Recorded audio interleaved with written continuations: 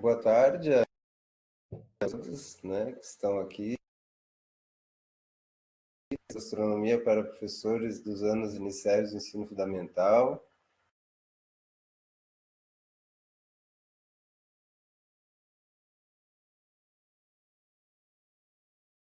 Não estamos te escutando, Dani. Não? Não, cortou bastante.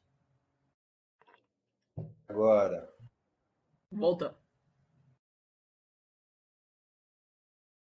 Vou dar a palavra para vocês. Eu estou em Pinhalzinho, que está... A Daniela,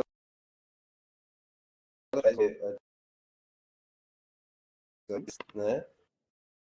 E trocar experiências, possam também apresentar as experiências de vocês nas observações da Lua. Considero, assim, é uma grande oportunidade a gente poder trabalhar com esse tema com os estudantes, porque a Lua não precisa de instrumento para a gente observar. Pelo movimento ao redor da Terra, ela, né? E é um movimento que ele acaba se repetindo a cada 28 dias aproximadamente. Ao longo de um ano letivo, dá para ver ele acontecer, né? Então é um tema que eu acho que nessa discussão principalmente do ponto de vista depois, né? Usando bolinhas de isopor, né? Trabalhando esses conceitos relacionados às fases da. Então eu vou dar ela, professora, e vou ficar aqui escutando, né? E se surgir alguma oportunidade, contribuo em outros momentos também. Uhum. Olá, boa noite, pessoal. Oi. Vocês já devem conhecer todos nós. Eu sou a professora Daniela. A gente já esteve juntos no tópico 5 desse curso. E agora a gente está de novo no tópico 6 para falar sobre a Lua. Então, a ideia é a gente retomar as experiências de vocês, o que vocês conseguiram observar das fases da Lua e aproveitar esse momento para tirar as dúvidas de vocês, né, aos conceitos residuais ainda que não foram absorvidos. Legal. Então, boa noite a todos, a todas. O tópico sobre a Lua, sobre os eclipses. E estamos aqui para... Tem bastante... os fóruns teve bastante resposta, muitas experiências. E a gente está aqui para tirar dúvida e compartilhar as dúvidas também.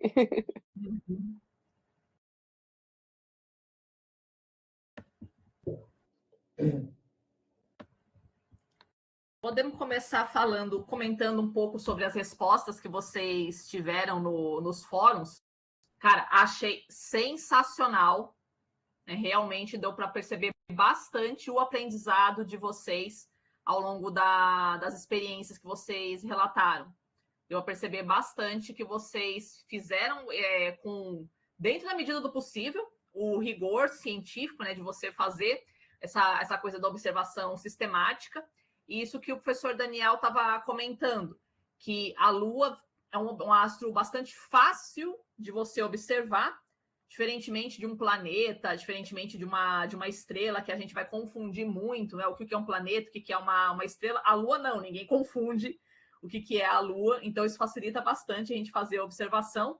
E segundo, que é muito nítida a variação dela ao longo do tempo. Então, 1 dia, 2 dias, você já consegue perceber uma variação na posição dela. Então, isso que ele estava comentando agora. Se você vai fazer uma atividade com seus alunos, 1 ano letivo é tempo mais do que suficiente para você observar vários ciclos lunares, eventualmente até um eclipse lunar você consegue observar, não se você estiver em Florianópolis, é claro, mas talvez com pouco de sorte, vocês consigam observar até um eclipse dentro do ano letivo. Então, isso facilita bastante a gente ter esse tipo de observação. Então, achei muito bacana as observações que vocês fizeram, né? Deu para perceber bastante qualidade científica. Alguns ali fizeram um relato de, nossa, eu não imaginei que eu observando a Lua no mesmo horário ia ter dias que ela não ia aparecer. Então, tipo, a gente fica, né, quem nunca fez observação de Lua, né, nós urbanoides não temos esse costume de fazer observação de Lua, a gente acha que ela sempre vai estar ali, sempre na mesma posição, né? Talvez não no mesmo formato, porque a gente sabe o que é Lua crescente, o que é Lua cheia, né? Até pelo popular a gente sabe. Mas a gente sempre acredita que ela vai estar sempre no mesmo lugar, sempre no mesmo horário, se você não tem esse hábito de fazer essa observação. Então, observei muita gente ali no fórum se surpreendendo. Falou, nossa, eu fiz esse propósito de observar sempre nesse horário e tinha dias que não dava certo porque a Lua não estava ali, ou ela já tinha se posto, ou ela não tinha nascido ainda. Né? O que acontece? Então, é justamente isso que a gente abordou no nosso curso, que é que ela vai tendo variações de horário de nascer e horário de pôr. Né, que só quando você começa a fazer uma observação sistemática que você começa a observar. Mas esse é o primeiro passo da observação científica, é justamente esse, o assombro. Né, essa quebra de expectativa que você tem em relação a essa quebra que o mundo te dá, melhor dizendo, em relação à sua expectativa. Né? Você fala, vou observar sempre no mesmo horário, a Lua não vai dar certo. Não vai dar certo porque ela não vai estar sempre ali no mesmo horário. Essa dificuldade eu tive, né? Mas eu sou do Clube de Astronomia de Brasília. E a gente vai nas escolas voluntariamente, né? E as escolas querem que o céu esteja limpo, eles querem que a Lua esteja todo dia, de preferência um planeta. Então, assim, para a gente mostrar para eles que dependemos do céu, que dependemos da Lua, do horário, do atraso de 40 minutos todo dia. Hoje, eu além de fazer observação, eu dou palestras. Então, por exemplo, quando eu faço a relação, né, do tamanho do Sol com a Lua, com a Terra, eu vou brincando, são coisas que eu vou fazendo. E eu percebo que eles têm dificuldade de saber o tamanho da Lua, se é do mesmo tamanho do Sol, se é menor. Eu vou na característica da proporção que está a Terra, 384 mil quilômetros da Lua, e o Sol a 150 mil quilômetros da Terra. Então, assim, milhões de quilômetros da Terra. Isso é uma coisa interessante. A outra coisa é que, por exemplo, se a gente vai na terça-feira e a Lua está nascendo, sei lá, 8 horas, 7 horas, no outro dia ela já vai nascer 40 minutos de atraso. No outro. Então, assim, tem que prestar atenção nessas coisas todinhas. E eu acho legal, né? Mas, assim, tem perguntas que surgem para a gente que eu também palestro sobre esse tema, né? E algumas perguntas são engraçadas. Eu sei que é engraçado, não posso rir, mas eu acho engraçado. Por exemplo, se tem Lua de noite, por que ela está de dia? Eles não entendem, por exemplo, que ela está num quarto crescente ou que ela está num minguante. Então, ela está em quadratura com a Terra e não em conjunção. E aí ele pensa que só vai ver a Lua em conjunção e oposição. No caso, oposição. Conjunção não vê, né? É Lua minguante. Mas essas são algumas dúvidas que eu percebo. Eu até gosto de brincar, fazer comparações, mostrar o que é uma quadratura, o que é um perigeu, o que é um apogeu, essas coisas. Mas, assim, realmente é um desafio. A galera tem essa dificuldade para perceber, né, a Lua de dia e a Lua de noite. A Lua ela vai ficar aproximadamente 12 horas no céu. Se essas 12 horas vão ser de claro ou se vão ser de escuro, é outra história. Então, ela está posicionada aqui no céu em comparação com a rotação da Terra. A rotação da Terra é bem mais rápida, né, do que a translação da Lua. Então, você vai ter metade da Terra passando ali na frente daquela lua, comparando com o teu fuso horário. Então, você vai ter, no teu fuso horário, você vai ter 12 horas aproximadamente de lua no céu. Essas 12 horas podem estar distribuídas em qualquer momento do dia. Então, ela pode estar nascendo 5 horas da tarde e se pondo 5 horas da manhã, ou nascendo 5 horas da manhã e se pondo 5 horas da tarde. Tá? E aí ela vai estar brilhando durante o dia. Então, a gente tem essa dificuldade de enxergar que a Lua ela vai passar aproximadamente 12 horas no céu. Essas 12 horas não tem que ser obrigatoriamente durante a noite. Isso pode pegar um período do dia. E é isso que você está relatando. O pessoal não entende que você vai observar a Lua durante o dia também. Uma coisa assim que eu chamo a atenção para os alunos, para as crianças, para a observação da Lua, é que a gente vê a mesma face. Então, sempre a gente vai ver o mesmo desenho, né? Então, eu falo com eles, vocês já viram um coelho na Lua, o formato de um coelho? Outras pessoas dão outras ideias de outros formatos, né? Então, isso faz com que eles, curiosamente, vejam que é a mesma face, né? Ela só vai mudando a visibilidade do tamanho dela, né? Do formato. Então, é uma forma interessante, assim, de às vezes chamar a atenção para as crianças verem fazer a observação da Lua durante o dia, à noite. Mas o coelho eu nunca vi, não. Eu jogo, talvez. Tem as orelhinhas dele, às vezes ele vai ficando de cabeça para baixo. Vou precisar prestar um pouco mais de atenção, porque o coelho eu nunca vi, não. Vamos ver se eu acho aqui o formato. Ah, tá.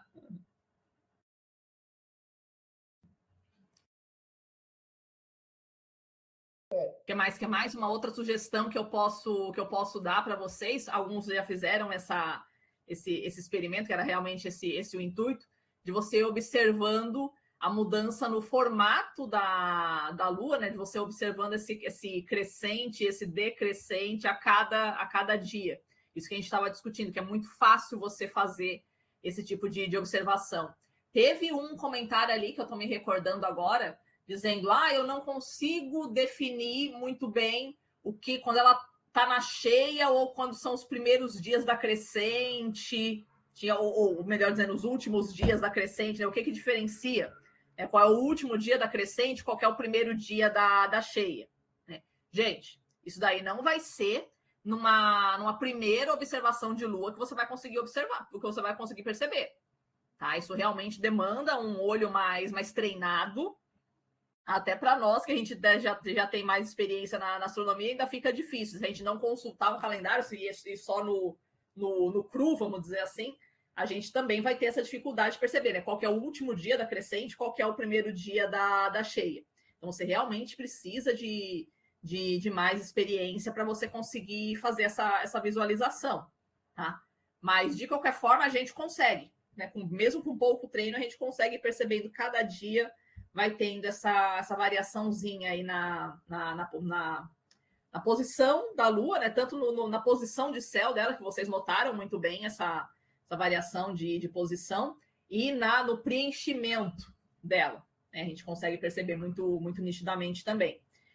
Um ponto que eu abordo com os meus alunos em sala de aula, quando eu vou falar sobre os calendários, por exemplo, da história dos calendários na humanidade, que os primeiros calendários da humanidade, ao que consta para a gente, não foram calendários solares, foram calendários lunares. A gente primeiro começou a contar o tempo com base nos ciclos lunares e muito tempo depois que a gente começou a contar os ciclos solares. Tá? E um dos motivos é justamente essa facilidade muito maior que a gente tem de fazer observação de lua do que fazer observação de sol. Sol tem aquela coisa que a gente discutiu 15 dias atrás. Coloca uma estaquinha ali no chão, ficava medindo sombra, passar pelo menos um ano medindo sombra, isso leva tempo. O ciclo lunar ele é mais rápido do que isso, ele é muito mais visível. De um dia para o outro você já consegue perceber essa diferença. Tá? Então, isso é um dos motivos que explicaria porque que as primeiras civilizações elas começaram fazendo as suas contagens de tempo com base em ciclos da Lua, e não em ciclos do Sol. é justamente isso que você... O primeiro exercício que a gente pediu, né? Vários de vocês já conseguiram fazer essa observação, né? Dos horários, essa questão dos horários, né? Que você precisaria ter um cuidado maior com os horários, né? De que você precisaria ter um cuidado maior de observação do formato delas. Né? Então, primeiríssimo exercício já foi suficiente para vocês conseguirem perceber toda essa variação.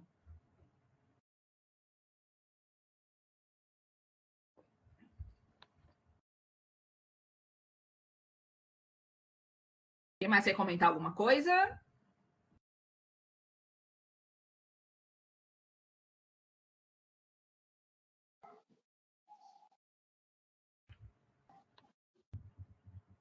Tem aqui uma observação da Fabiane. Eu fiz a observação em casa, porém já havia compartilhado no início do curso que havia pedido para os estudantes fazerem registros de observação da Lua.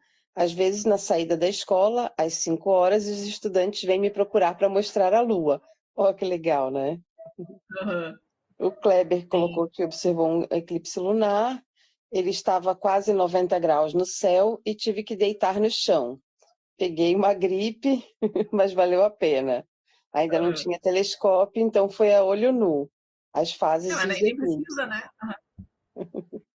O legal da Lua é justamente isso, né? Você não precisa de instrumentos, sistemática, nada. E facilita bastante observar justamente porque ela não tem o brilho que tem o Sol, né? Então nem faz tanto mal assim pro olho você ficar fazendo observação de Lua. Com o telescópio, crianças, vocês têm que tomar cuidado. Se algum dia vocês forem fazer observação sistemática de Lua no telescópio, tem que tomar cuidado com a visão, sim. Tá? Isso é importante você passar uma vida, não uma pessoa que faz uma observação ocasional, mas astrônomo que passa uma vida observando Lua em telescópio, isso começa a fazer mal para a visão, sim. Porque é, sim, muita luz que vai no teu olho. Tá? Então, tomar esse cuidado. A gente faz isso quando a gente tem essas nossas noites astronômicas, né? Quando a gente passa muito tempo observando a Lua, já começa a incomodar. Né? Você passa vários minutos observando a Lua, já começa a incomodar a nossa visão, porque é muita luz, efetivamente, vindo direto no teu olho. Mas, para fazer olho nu, é bem mais tranquilo. O que acontece, professora, é que a gente, quando faz a observação, é assim, quando a Lua ela está em oposição, não tem problema, porque a Lua é cheia. Uhum. Então, eu vou estar de noite, olhando para o reflexo da Lua, do Sol na Lua. Então, eu posso olhar até, como diz o outro, mané chegar da roça. O único problema é esse que eu citei aí. Você ficar exposto ao relento e pegar uma gripe, uma coisa assim. Agora, tem que tomar muito cuidado quando está em conjunção, porque o sistema fica Sol, Terra, aliás, Sol, Lua, Terra. Aí, a parte que é clara está voltada para o Sol. Isso aqui, a parte que é escura, o que acontece? É dia na Terra. Aí você, ao olhar para o Sol, ele entra na frente do Sol, ele cobre a auréola do Sol, e você pensa, agora eu posso ver. Realmente se olha e vê, só que passam raios perigosíssimos ao olho, e a pessoa pode até ficar cega. Agora, quando a gente está nessa posição, que essa parte aqui é dia, agora essa outra é noite. E aqui é dia na Lua, aqui é noite, automaticamente que está vendo aqui é o reflexo do Sol, então pode olhar à vontade, que é o eclipse lunar. Então, o eclipse lunar pode ser visto à vontade. Agora, o eclipse solar, você tem que ter filtro no telescópio. Independente de ter filtro, por exemplo, eu tenho. Mas, assim, se eu der uma bobeira na hora que ele está apresentando para os meninos, muitas vezes eles vão, mexem, e aí eles vão querer olhar, muitas vezes, no buscador. Eu inventei um buscadorzinho do sol que não tem que olhar. Mas, antigamente, eu tinha um outro que eu tinha que, mais ou menos, mirar, ver a sombra e tal. O aluno, ele é tentado a querer ver. Quer ter o quê? Tem 7, 8, 10, 14 anos, talvez depois mais do que isso. Mas, então, assim, aqui não vai ter eclipse, né? Aqui não vai ter, porque é quadratura nem aqui. Mas a gente tem que tomar cuidado quando a gente tem essa posição aqui. Ou seja, em resumo, quando for de dia e tiver eclipse, não olhe olho nu. Quando for à noite e tiver eclipse, à vontade. Essa é a ideia. Tá? Aliás, eu morro de medo de fazer observação de eclipse de sol com aluno, gente, porque é isso que você estava falando, uma bobeira.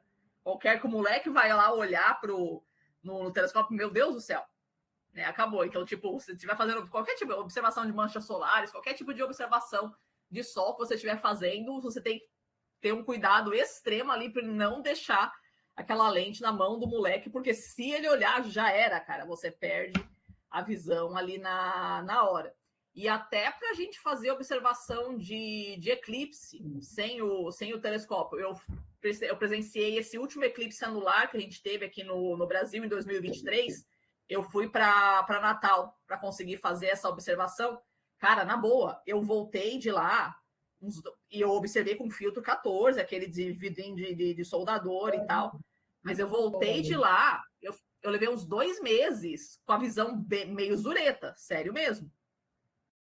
Sério mesmo. Eu não sei se pelo simples, só durante o eclipse ou pelos dias que eu passei em Natal, mas deu para perceber muito nitidamente uma perda temporária da minha visão. Ficou muito de má qualidade a minha visão por uns 2 meses, até eu conseguir recuperar mais para ver para o nível que eu tinha antes. Né?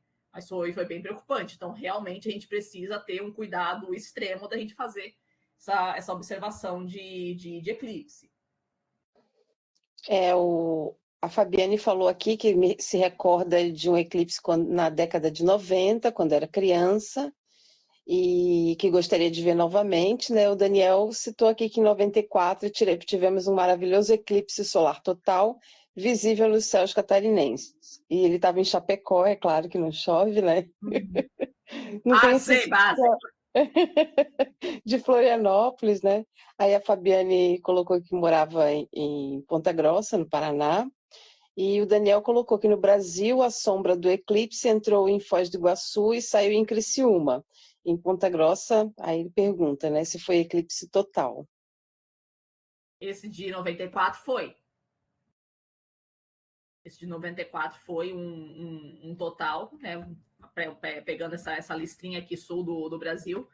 Agora, o próximo eclipse que a gente vai ter, fiquem ligados, aqui para o dia 6 de fevereiro de 2027. É o mais próximo que a gente vai ter por aqui. Será que eu consigo projetar aqui para vocês? E vai ser onde?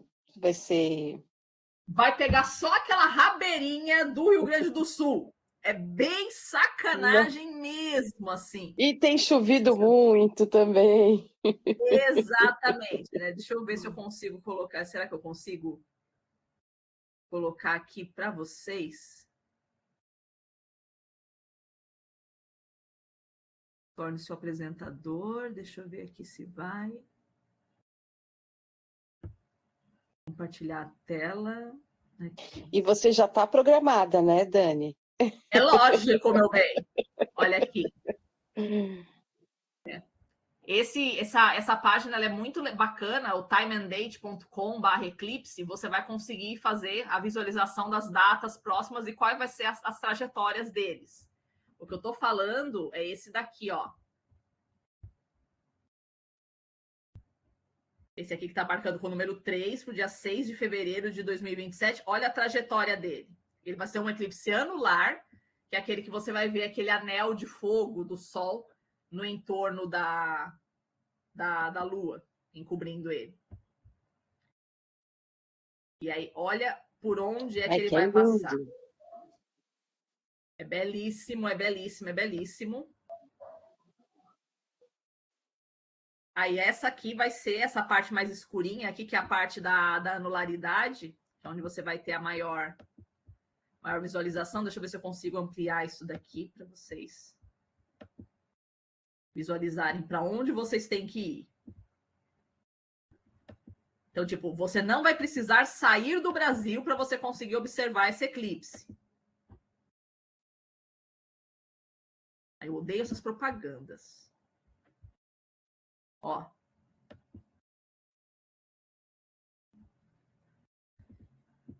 Viram onde que ele vai pegar aqui? É só pegar um barco e entrar um pouquinho para dentro do mar aí em Florianópolis. Mas é muita coisa, Daniel. É isso, não, é muito chão aqui. Ah, dá para remar até lá.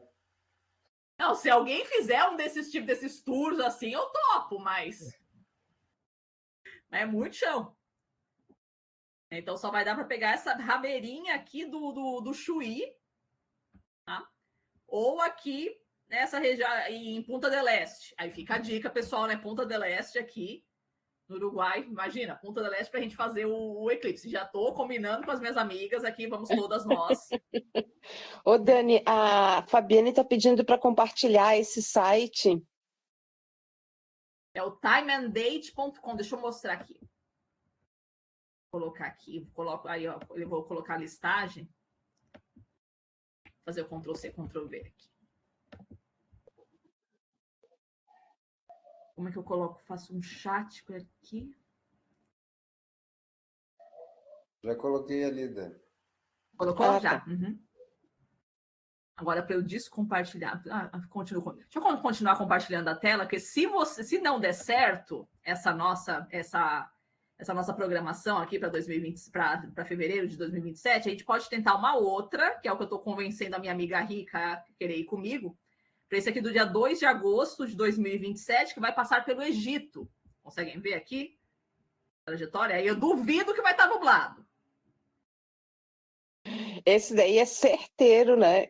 Esse daqui é sucesso. Esse do Uruguai eu não garanto, cara, mas esse do Egito, esse vai ser sucesso. Então estamos aqui, né, nos organizando, vamos ver se vai dar certo. Mas é uma dica bem legal para você conseguir ver, né, o eclipse e a trajetória dele. Esse daqui, a gente vai ter um para dia 26 de janeiro de 2028, que vai pegar a região amazônica do Brasil. Mas aí também, né, região amazônica, né, meu bem? Também não facilita a nossa vida. Cadê aqui? Ó.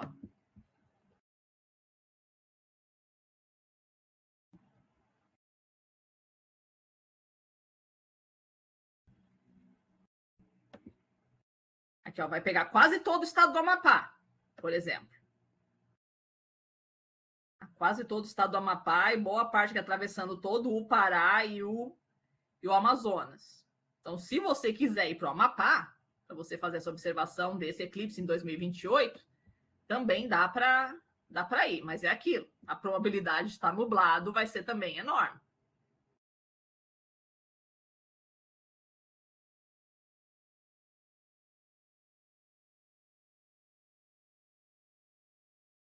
Certo?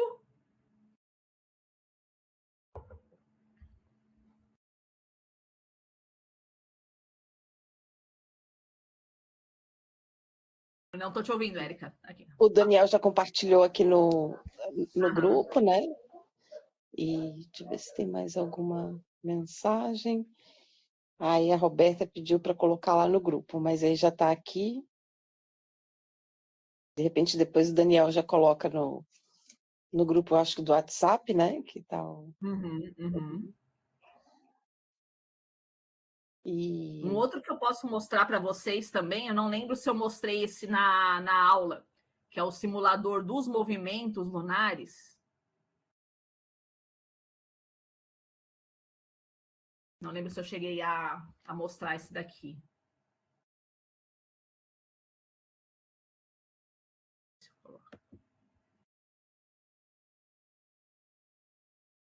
Como é que fazia aqui? Eu sempre me perco. Aqui.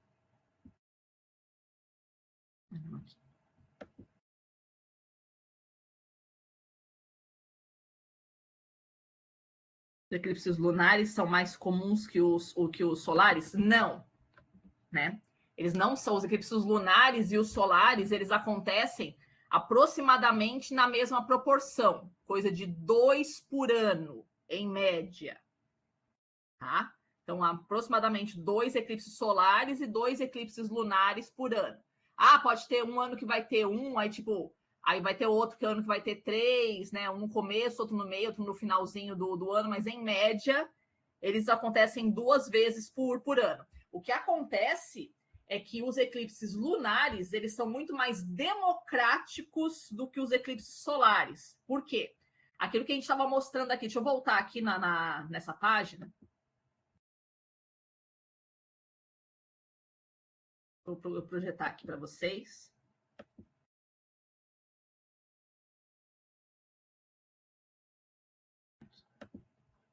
Então, isso que a gente estava discutindo. Esse daqui vai ser a trajetória do eclipse solar. Tá? Então, a fase da totalidade dele vai ser só essa faixinha mais escura aqui. Tá? Essas outras faixas vão ficando progressivamente mais claras, conforme você vai se afastando do centro, você vai vendo eclipses parciais do Sol. E fora dessa faixa, você não vê absolutamente nada. Então, esse eclipse aqui para o dia, esse aqui é de 2028, a Ásia inteira não vai ver absolutamente nada.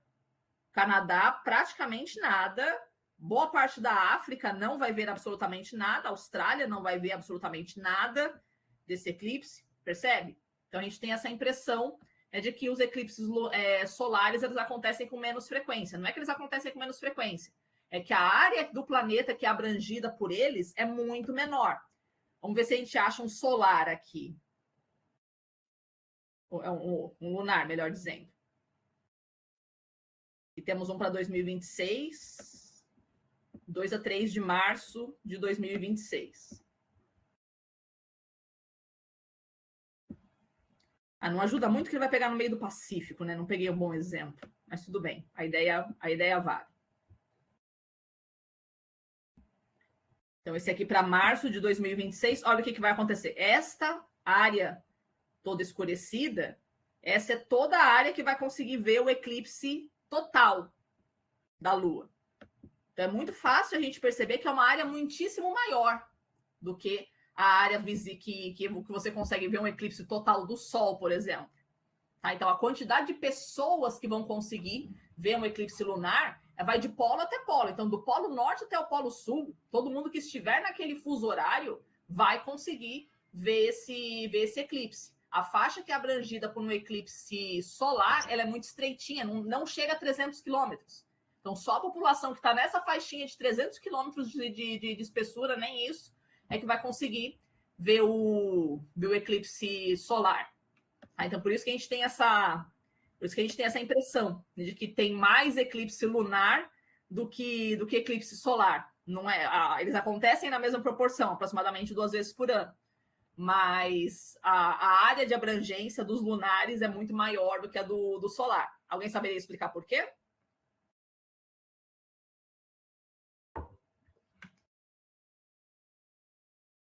Dou-lhe uma. Dou-lhe 2. Casos eclipses lunares parecem mais comuns porque a sombra da Terra é maior do que a da Lua. Isso faz com o eclipse lunar ficar mais visível com uma área muito mais ampla do planeta do que o eclipse solar, que é restrito a uma estreita faixa de visibilidade da Terra. Exatamente. Então, a Lua cobrindo o Sol, que vai ser o eclipse solar, ela vai fazer uma sombrinha muito pequenininha, né? Já a sombra da Terra, em comparação com o tamanho da Lua, né, o tempo que a Lua leva para atravessar a sombra da Terra é um tempo muito longo, são várias horas. Então, vai ser vários fusos horários que vão conseguir observar um eclipse da Lua. É justamente isso, o eclipse da Lua. O eclipse do Sol, não. Como a Lua é muito pequenininha, ela vai fazer só uma passagem muito rápida ali sobre o Sol. Então, o eclipse solar ele é restrito no espaço, ele pega pouca gente, uma faixa estreita do planeta, e pega também muito pouco tempo. Né? Também ele é muito rápido. Então, essa é a diferença entre eles. Então, não é que eles acontecem, que os lunares acontecem com mais frequência. É que eles são mais fáceis de visualizar. Eles são mais democráticos. Perfeito?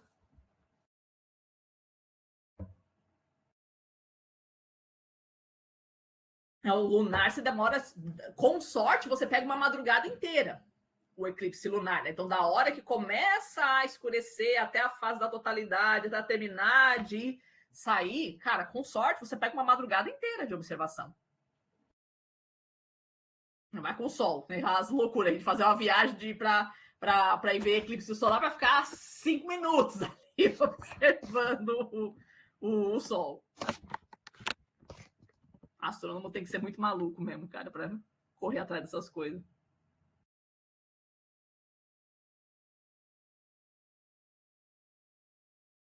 Certo que parece que eu tinha falado que eu ia mostrar o simulador lunar também. Não lembro se eu mostrei isso na aula. Aqui.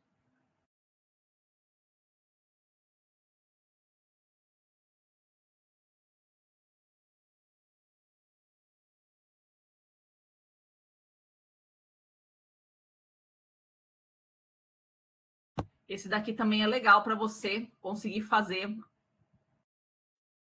para você conseguir planejar a tua observação. Então, aqui ele vai mostrar a posição da Terra, imaginando aqui essas setinhas amarelas seriam os raios solares, aqui você na Terra e a Lua, quais seriam as posições relativas à Lua. Esse círculo preto aqui seria a Lua, e aí você consegue ajustar a sua latitude, essa faixinha aqui, né? Então, nós estamos aqui em Florianópolis, nós estamos no menos 27, vou ver se eu consigo aproximadamente. Tá bom. Aqui. No menos 27, e aqui os dias vão ser o primeiro dia da Lua, o segundo dia, o terceiro dia, e aí você vai movendo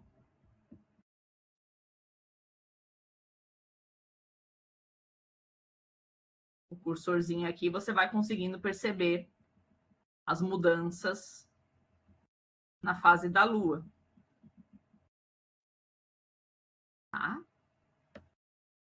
Você pode mudar no mesmo dia, você pode mexer só no horário, então vou mexer aqui no mesmo dia, vou colocar o dia 4. Você consegue ir mexendo só o horário,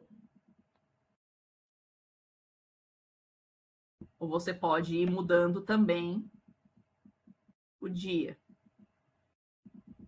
Tá? Então, aquilo que a gente tinha comentado. Vamos colocar aqui num único dia, fixar aqui no dia 5 da Lua, ainda estamos na fase de nova. Se eu for mudando o horário, vamos ver se vocês vão conseguir perceber.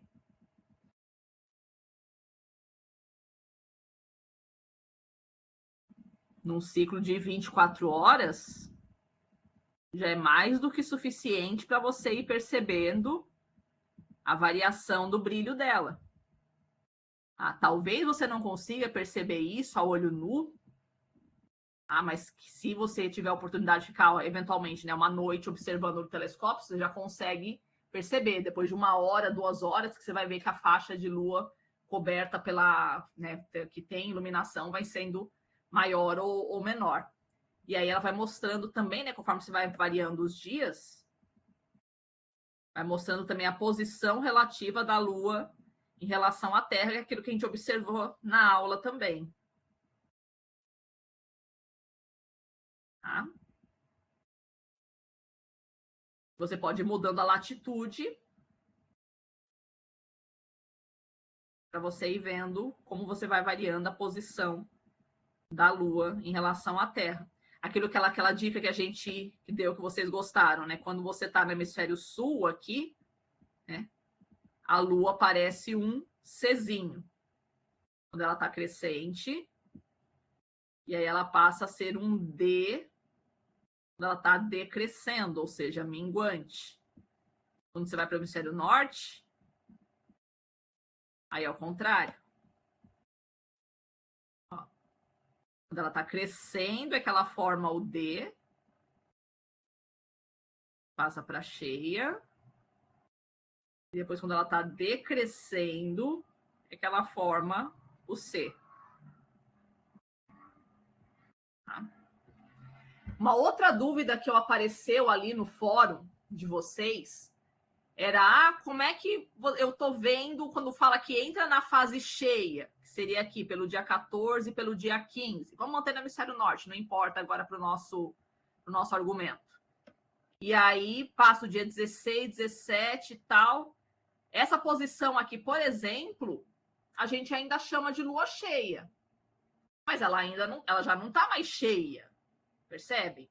Já tem uma boa parte dela que tá escurecida. Gente, isso é convenção. Tá? Então, a gente convenciona de que do primeiro dia até o 7º dia, aproximadamente, é a lua nova. Mas ela não fica o tempo todo escurecida. Né? O dia que ela fica escurecida é somente um dia, 2 no máximo, se você tiver um olho ruim de observação. Mas percebam, ó, vai passando o tempo, você já começa a ver aquele filetinho de lua, né? Cada dia mais crescendo. Isso daqui a gente ainda chama de nova para as nossas fases. Embora você fale, mas a lua nova é a lua que a gente não vê. Né? Não, você só não vê a lua durante um dia, mas por convenção, a gente dividiu, né, historicamente, a gente dividiu as fases da lua em quatro fases de aproximadamente uma semana cada uma. Tá? Então, ela está crescendo, ela tem simplesmente uma época em que ela está crescendo e uma outra época em que ela está decrescendo. Mas cada dia ela está com uma aparência diferente. Então, essa fase aqui, esse momento dela aqui, em que você ainda está vendo um filetinho, ou melhor dizendo, você já está vendo um filetinho bem bom aqui, isso ainda a gente chama de nova, por convenção. Tá? A gente vai chamar de crescente quando? Quando metade do disco lunar estiver coberto. Ela continua crescendo depois. Né? E aí ela entra na cheia, ou seja, entrou aqui, ó, 14º, 15º dia, aproximadamente, ela está cheia. E a partir desse momento em que ela enche, ela já começa a decrescer. Ó, isso aqui a gente ainda chamaria de cheia. Embora ela já não esteja mais cheia. Né? A gente diz que ela entrou na minguante quando?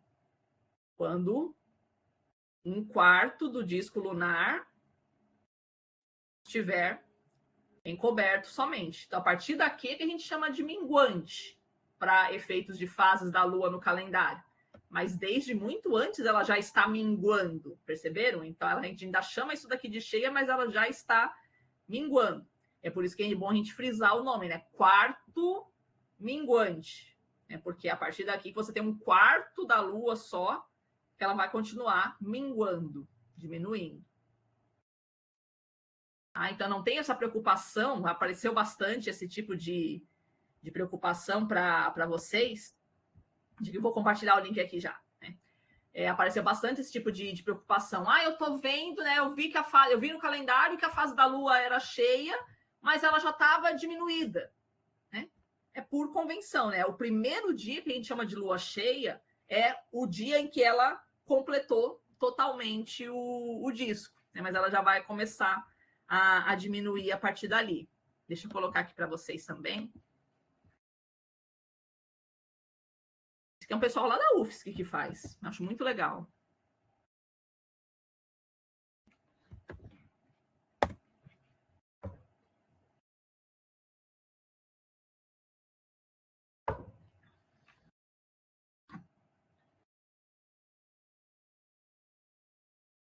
E como você falou, né, foi uma convenção, né, foi determinado assim, porque senão cada dia teria um nome diferente para a fase, né? Exatamente. Exatamente. Se você for parar para pensar, você poderia pensar em 29 nomes diferentes. E se você for um pouco mais preciosista, até dentro de uma noite, você conseguiria, já dentro de uma noite, você já consegue perceber variação no brilho. Então, daria para pensar em pelo menos 29 nomes diferentes para fases da Lua. Vamos facilitar a nossa vida. Né? Então, é uma convenção. Né? Todo tipo de convenção científica tem um certo nível de arbitrariedade. Uhum. Né? Então, que a gente não fique preso a essa convenção. É muito pernicioso isso, por nosso aprendizado científico. Né? A gente fica preso num conceito, e aí, porque a gente está preso nesse conceito, a gente não consegue ver o mundo real. O mundo real entra em conflito com o nosso conceito, e a gente fala, peraí, tem alguma coisa errada no meu aprendizado, porque a fase da Lua agora está cheia, eu vi no calendário que ela estava cheia, então ela deveria estar completamente brilhante agora, e eu não estou vendo ela brilhante. O que aconteceu que eu não entendi? O que está de errado com o mundo? O que está de errado com o meu entendimento? né?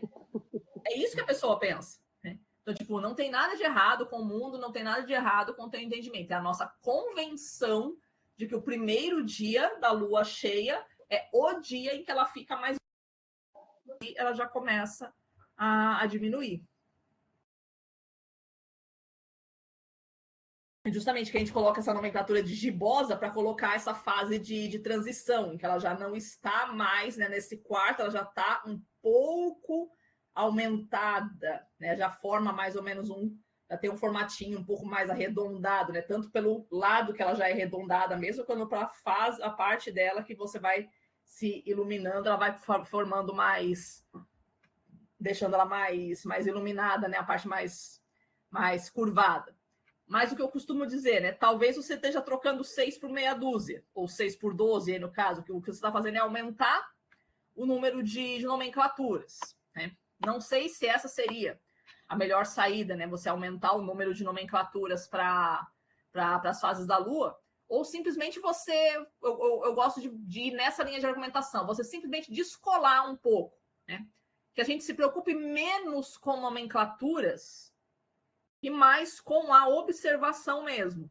Eu consigo observar, estou conseguindo observar a variação do horário, eu estou conseguindo observar a variação do formato da Lua, eu estou vendo que ela está, uma época ela está diminuindo, outra época ela está aumentando, eu estou percebendo a variação do nascer e do pôr da Lua. Gente, isso é mais do que suficiente. Isso é mais do que suficiente para vocês conseguirem se considerarem bons observadores amadores de Lua. Então, que a gente se prenda menos ao conceito e mais à observação do mundo real.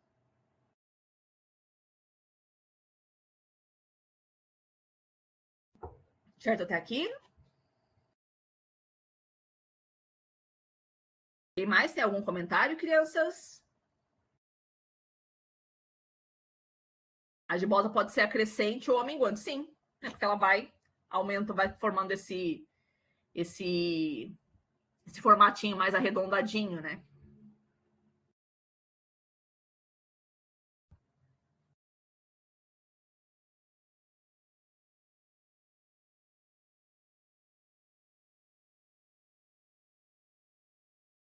Show?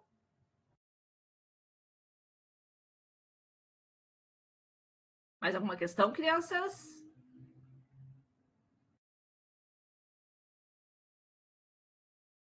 Érica, tem mais algum comentário?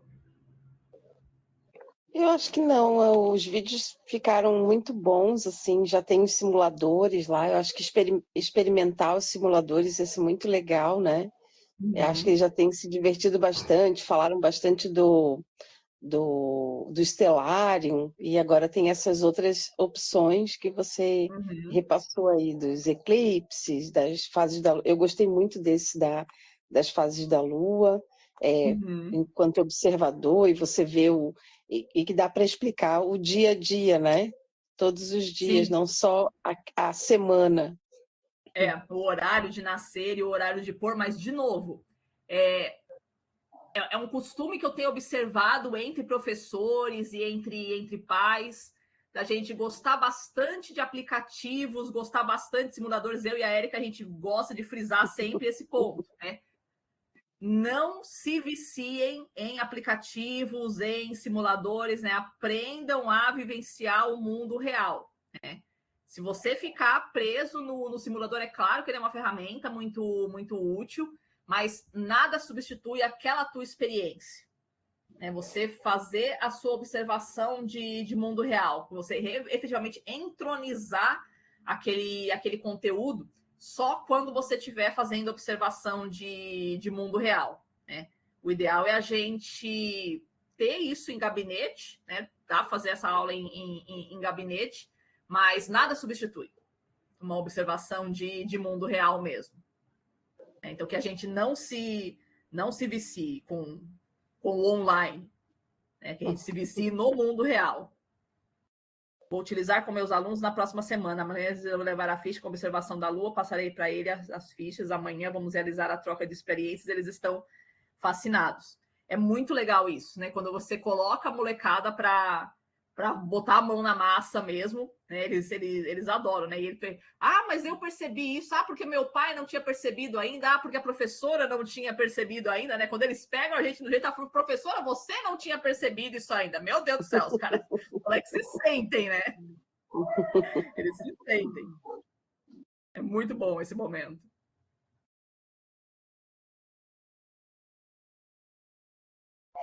Daniel estabilizou aí? Caí muitas vezes durante a conversa de vocês, né? Eu só agora parece que deu uma estabilizada. Eu só queria chamar a atenção a questão da observação que a Dani colocou, né? A gente teve segunda-feira o início da primavera aqui, né? Aqueles que estão com o céu disponível aí e conseguirem tirar uma foto do pôr do sol no oeste ainda, né? Podem ainda registrar essa semana ainda está valendo, essa semana ainda o ponto cardeal oeste, né? Eu estou aqui já, está quase, né?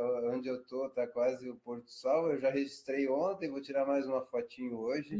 Eu consegui uma ontem.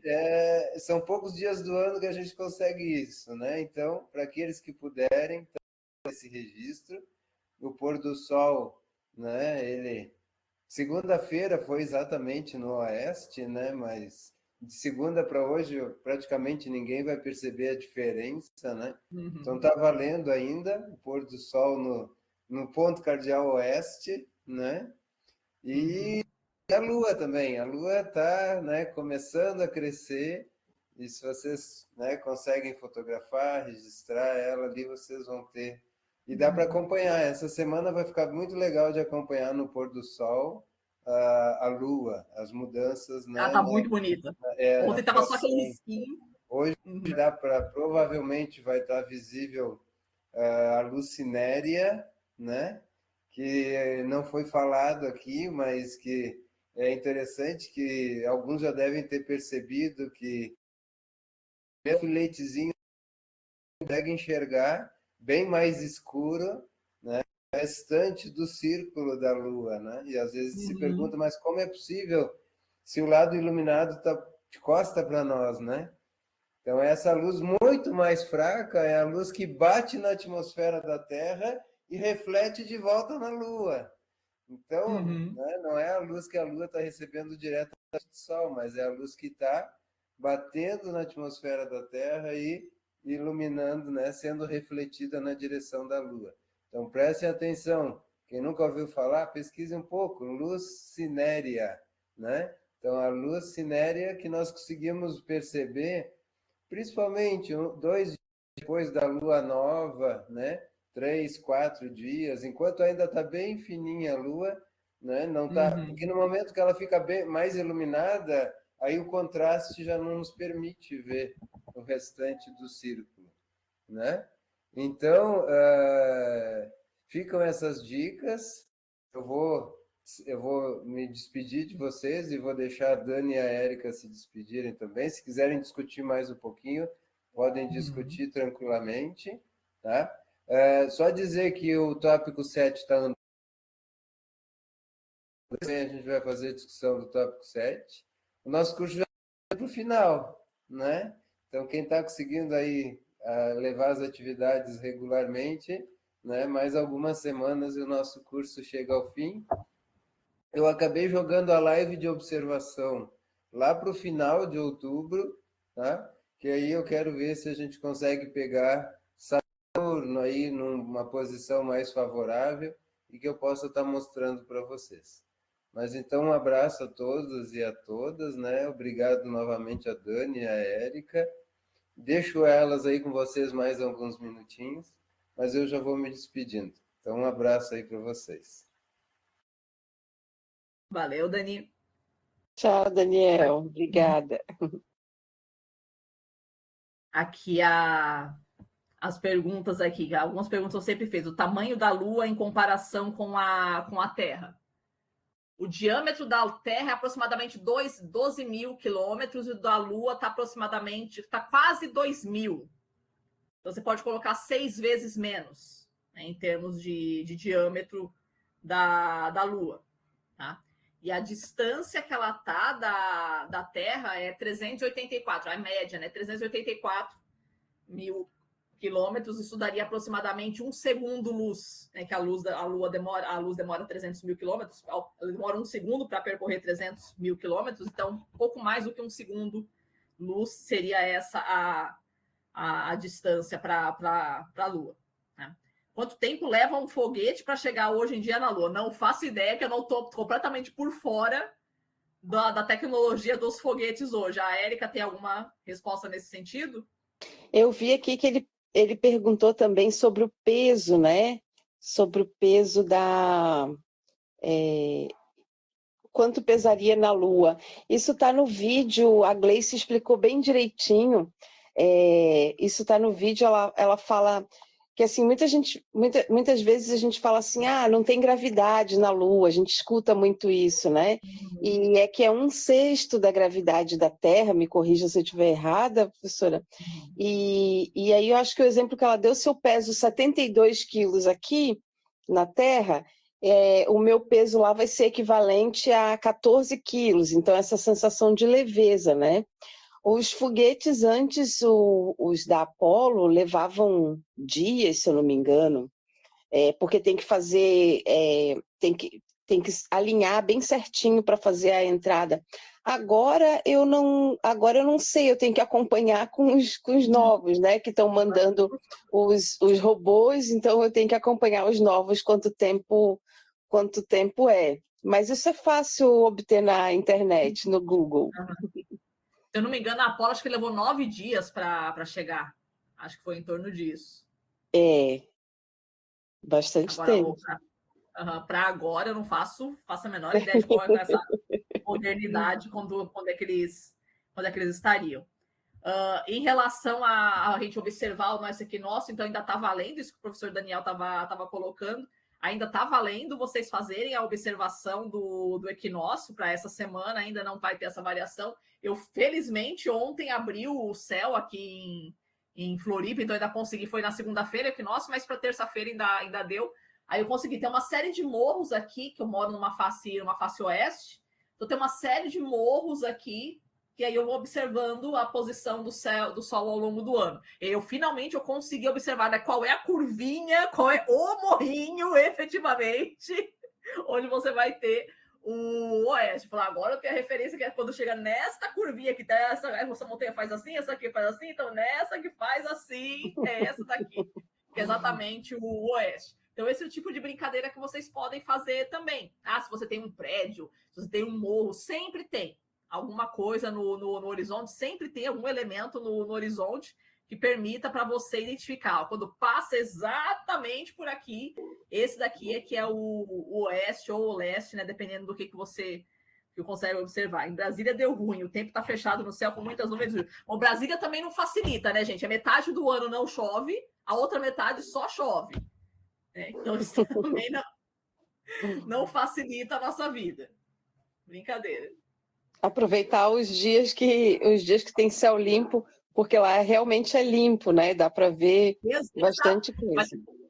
Mas em Brasília você consegue fazer uma observação de solstício de inverno maravilhoso. Melhor lugar do Brasil para você fazer uma observação de solstício de inverno. Agora chegou na primavera, bicho, já era. Você observar os equinócios em Brasília é realmente complicado. Só chove. Só chove. É triste. Fechou, crianças? Alguém tem mais alguma questão? Vou ver o Kleber aqui. Dou-lhe uma. Dou-lhe duas.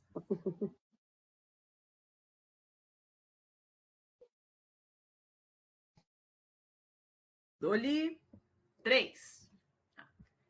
Então, fechamos por hoje, crianças. Queria mais uma vez agradecer a presença de vocês, agradecer a Érica, que a gente, né, ultimamente, a gente está conseguindo se encontrar muito mais pelo online mesmo do que o presencial, mas pelo menos a gente tem essa satisfação de poder estar sempre compartilhando os nossos conhecimentos e tendo a oportunidade de compartilhar com vocês. Então, sempre uma satisfação imensa poder fazer esses encontros entre nós, do nosso grupo, e poder compartilhar esses momentos com vocês também.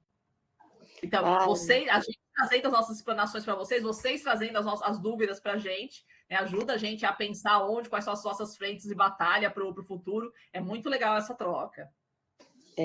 Os fóruns também, quando aparecem as dúvidas, os relatos, são bem importantes, né?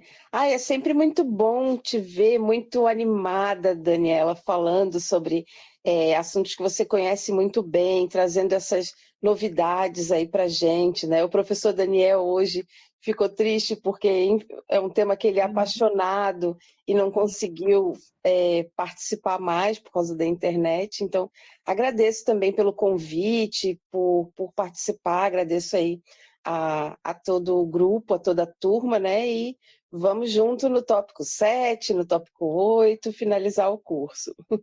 Uma boa noite e uma boa primavera a todos. Boa primavera a todos.